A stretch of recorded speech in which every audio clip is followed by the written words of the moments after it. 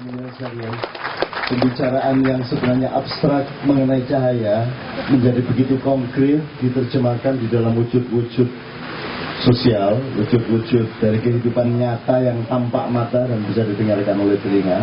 Dan saya kira itu yang kita maksudkan sebenarnya. Sayang sekali waktu kita benar-benar sudah sangat terbatas. Sekarang sudah jam 3 kurang sedikit. Dengan sangat mohon maaf, saya minta Pak Cuk sedikit, saya minta Mas Dadang sedikit. Setelah itu kita sampai 3:30 dengan Pak Nur Somad. Ada yang kuat? Ada yang tidak kuat? Oke, sampai jam 9:15. Pak Cuk, monggo Pak Cuk. Tolong perwujudan yang agak ke bawah di wilayah pertanian yang merupakan masa depan kita bersama sesungguhnya.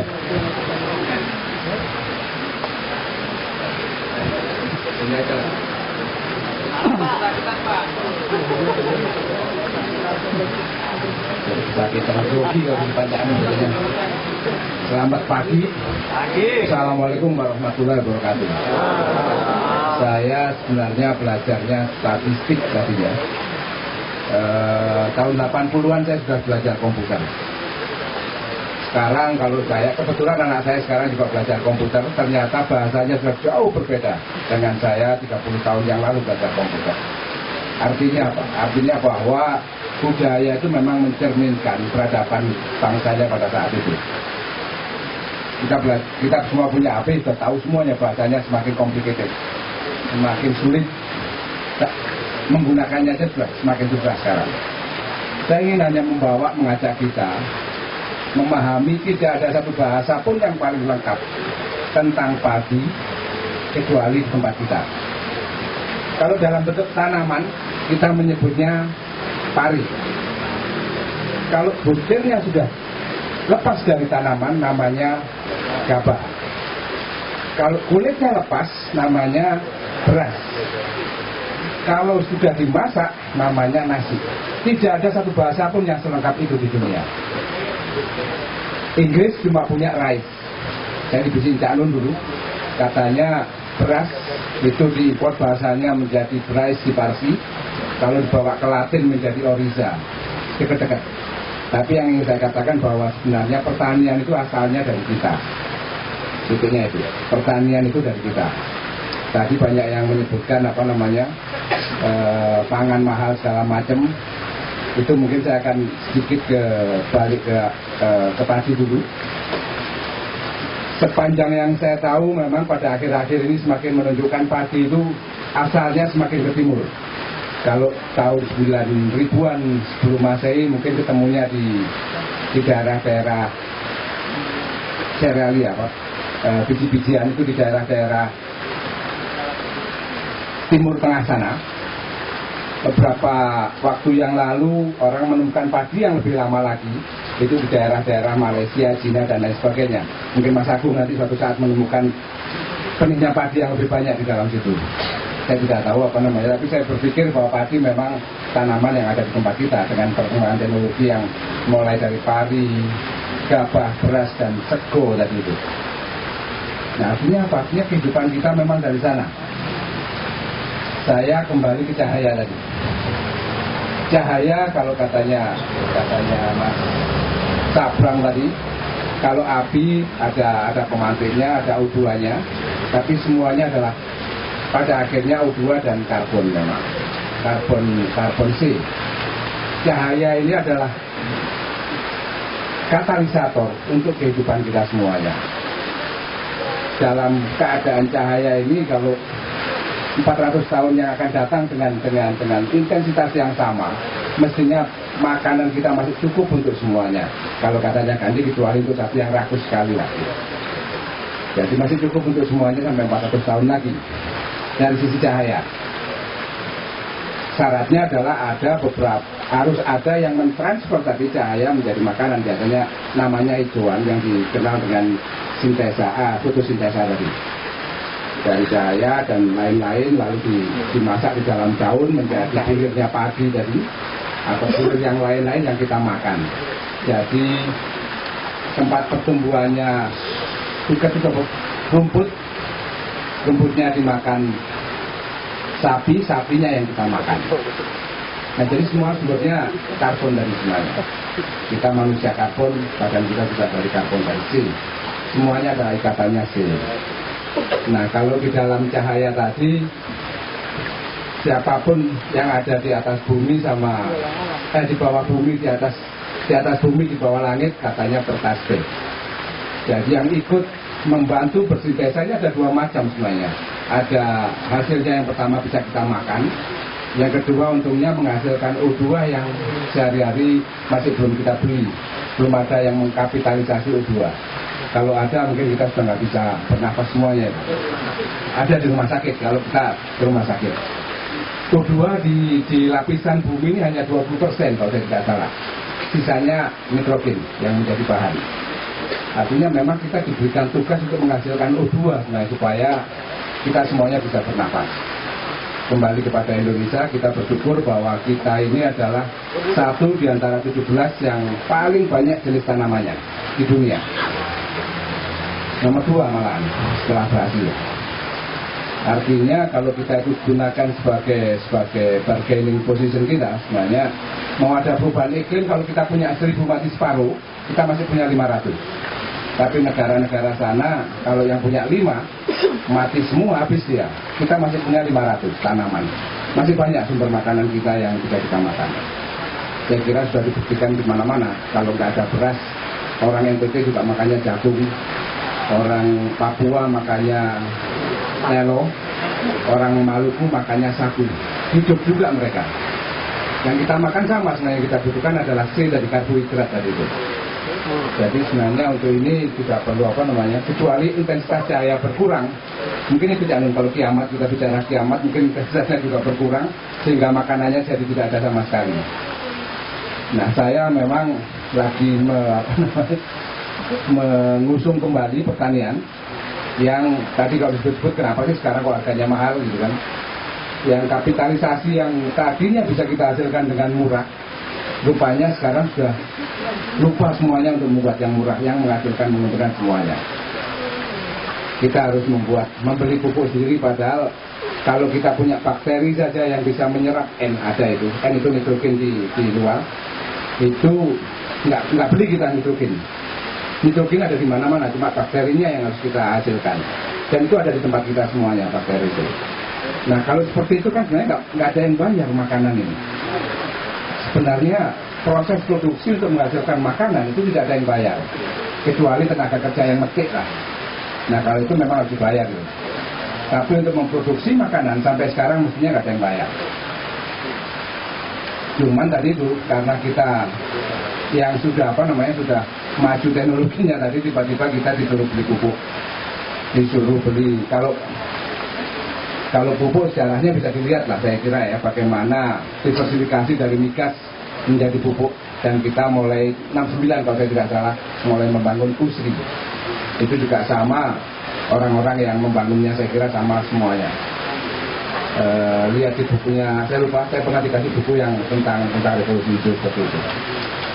Nah Bapak Ibu sekalian, saya kira saya ingin saja mengatakan bahwa tempat kita itu pernah menghasilkan makanan yang banyak.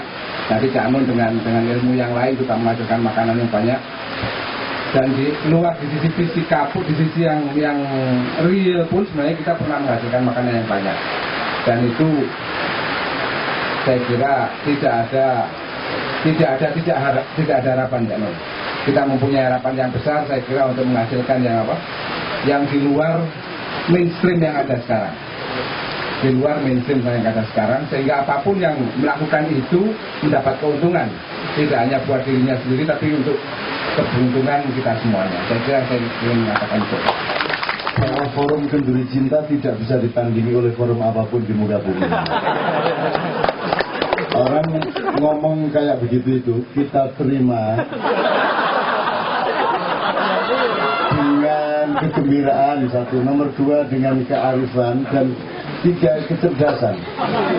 Jadi kita tidak punya daya tolak yang tidak perlu, karena kita memiliki keluasan pikiran, sehingga kita taruh di mana kita sudah tahu. Jadi tidak ada masalah. Nah, hanya kumpulan manusia yang seperti itulah yang memiliki persyaratan untuk menjadi khalifah di bumi. Kan gitu kan? Coba dia ke PBNU ngomong gitu. Coba dia ke Petamburan ngomong gitu. Atau apalagi ke PP Muhammadiyah ngomong gitu coba. Di sana belum memenuhi syarat seperti Anda. Maka nanti awalnya Pak Nur Somad, dia tadi ngelihat dari atas, ngelihat Anda semua, dan dia menemukan dialog antara Allah dengan para malaikat. Silakan Ustaz. Bismillahirrahmanirrahim. Assalamualaikum warahmatullahi wabarakatuh. Wassalamualaikum warahmatullahi wabarakatuh. Ini semua intisari ilmu ma'iyah itu kita sudah serap dari sejak awal. Jadi saya tidak butuh waktu banyak untuk mengisi ini karena sudah jam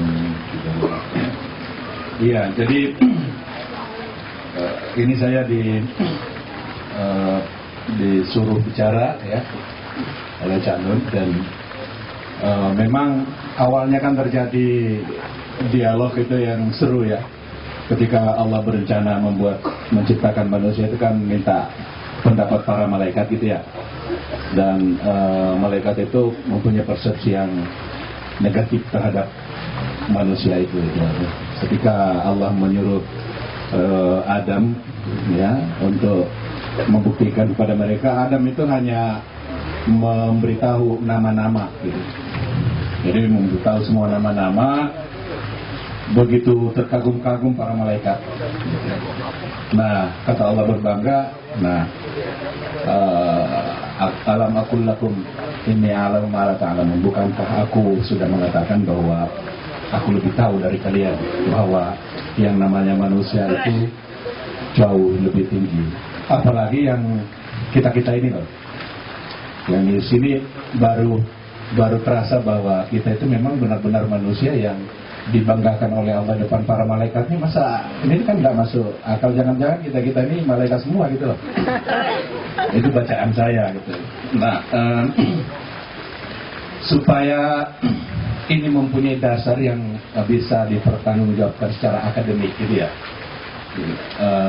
bahwa kata-kata ma'iyah dalam literatur Islam itu mulai dari masa Rasulullah sampai sekarang itu 4 kali muncul dan dimunculkan oleh 4 tokoh.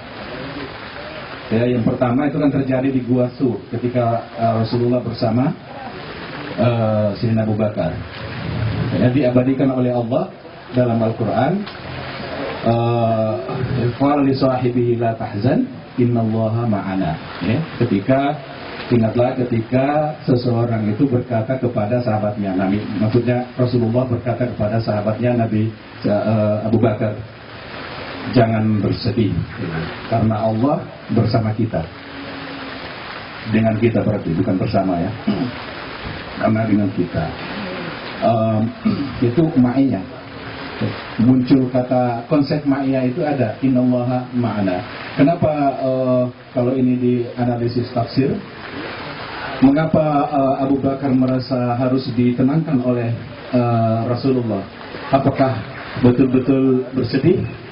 Dalam artian dia merasa khawatir, dia merasa takut dengan pengejaran Quraisy? Itu tidak mungkin, karena cita-cita yang paling awal dalam diri Abu Bakar adalah mati di hadapan Rasulullah, berhadapan di Rasulullah, ya kan?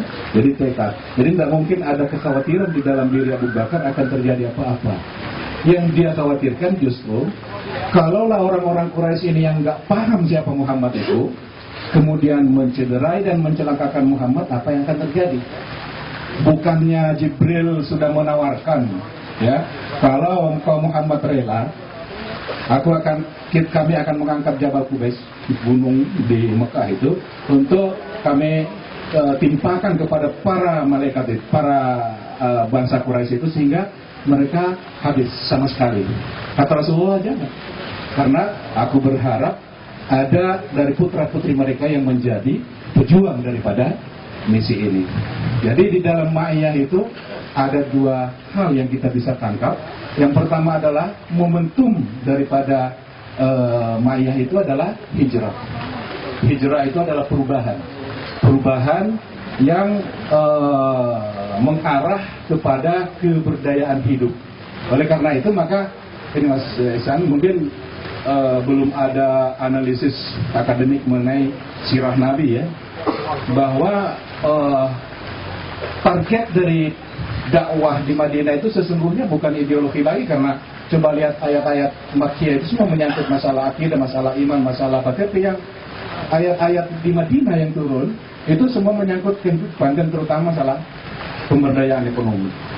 Jadi maka Rasulullah mengatakan ekonomi itu kuncinya ada di pangan gitu. Maka Rasulullah mengatakan alaikum bil dirasah gitu. Jadi kalian harus memperhatikan manajemen pangan gitu, dirasah penanaman pertanian dan seterusnya. Jadi ada perubahan, kemudian ma'iyah itu ada momentum perubahan, di ma'iyah itu ada harapan.